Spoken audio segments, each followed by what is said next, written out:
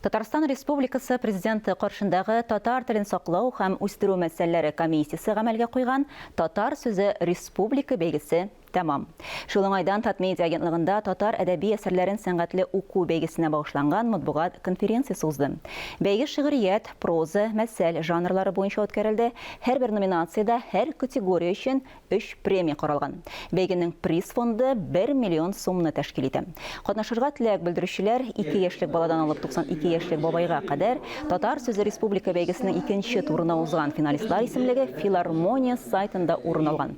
Барлыгы 3955 видеоязма килгән, шулар арасыннан 31 кеше финалга үтте. Бәйгенең гала концерты 21 февральдә халыкара туган тел көнендә Габдулла Тукай исемендәге Татар дәүләт филармония сәхнәсендә узачак.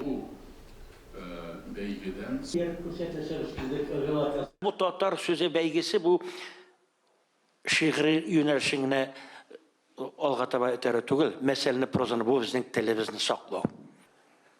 Bizning adabiyatimiz shu xatli boy, shu xatli ko'p turli, shu xatli ko'p mümkünlikler bira.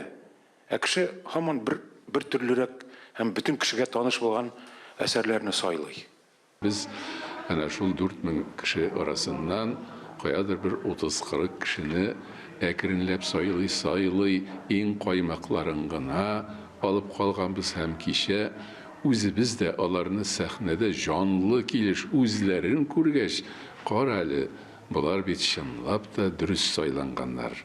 Halkımızda bu janrda da talantlar iksiz şiksiz iken degen qarashda kaldık.